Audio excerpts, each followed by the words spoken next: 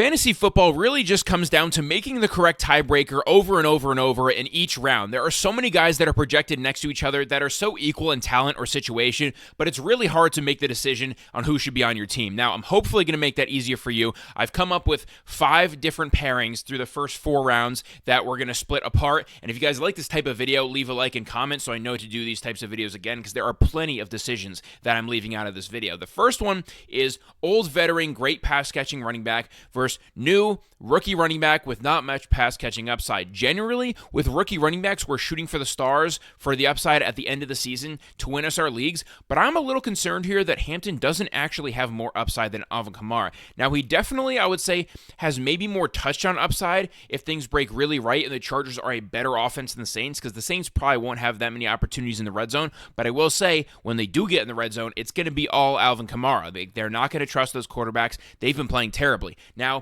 pass catching obviously goes to Kamara. He's going to thrive in that department. He averaged 19 points per game last year. That would be a pretty impressive rookie season from Amari and Hampton. Now, I don't think Alvin Kamara is going to quite hit that again. I would project him more a little bit above like the 17.2 range, but that's still a very high mark for Amari and Hampton to hit, especially when we're not certain he's the RB1 on the depth chart. I think he will be at the start if Najee Harris is not ready to go, but I don't see him playing on third downs. I don't see him getting the pass catching work, so I think it'll be a little bit more split, whereas Kamara is going to get the full workload. I'm siding with Kamara. It also depends on how your team is built.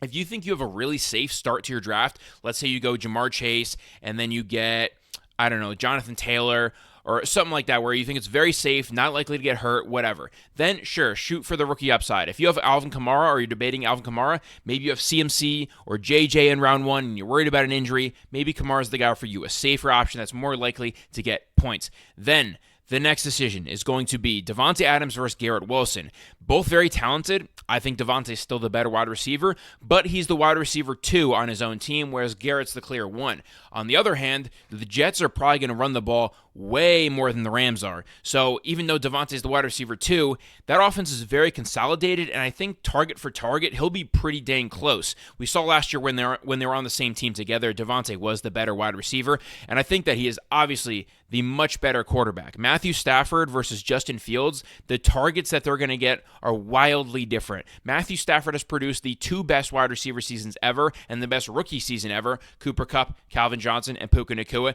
He is clearly amazing for wide receivers in fantasy, and I think the added upside of Davante Adams is that if Puka Nacua does go down, you get 15 targets a week. Garrett Wilson just does not have that type of upside. So in this range, I'm going to be going with Davante Adams. If you are scared that he's going to fall off due to old age, I could understand the Garrett Wilson argument, but we've seen so many years in a row now with Wilson where he just is not putting it together. I think he has top 10 talent. It's just the situation that he's in, man. It's not conducive to fantasy points. He would have to have some otherworldly Justin Fields to DJ Moore type of season where it's super efficient. They're connecting on every deep ball.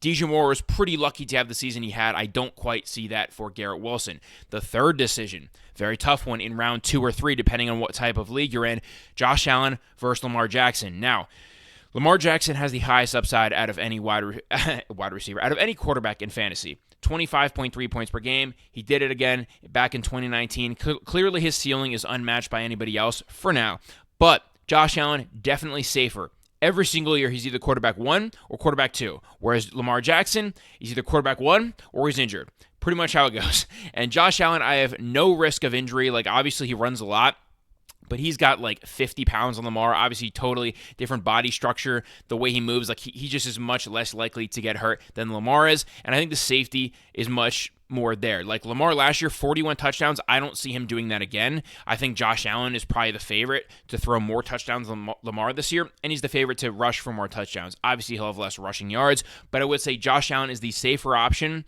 and is more likely to regress positively. I think he goes up from 22 points per game. I think it gets closer to 24, and I think Lamar, either he goes ballistic again, keeps it at 25, but the more likely scenario is a little bit of regression, ends up more in the 23 to 22-point zone, and then has more injury risk just because he's more frail, obviously.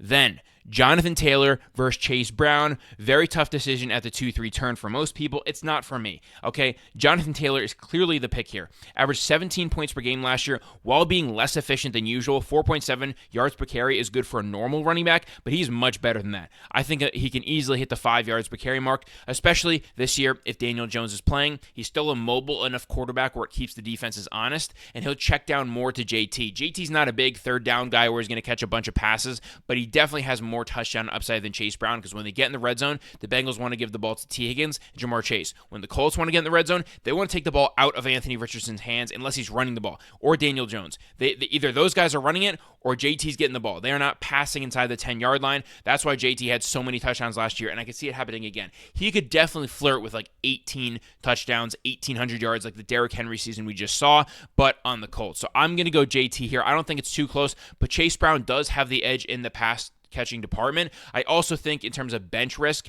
Chase Brown way higher. He's obviously a worse player. No one's going to debate that. He's a 5th-round draft pick. He didn't even play that well last year. He's just the only guy they had. I would be shocked if he's the clear workhorse for the entire year. Then, to finish up, we got CeeDee Lamb versus Justin Jefferson. Now, this one was pretty close. It really hurts me because Justin Jefferson I would easily have over CeeDee Lamb for the most part.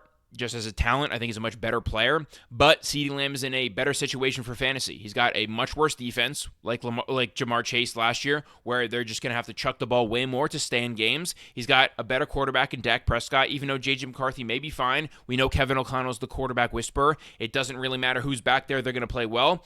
But J.J.'s also coming into the year with a hamstring injury. So health is on CeeDee's side.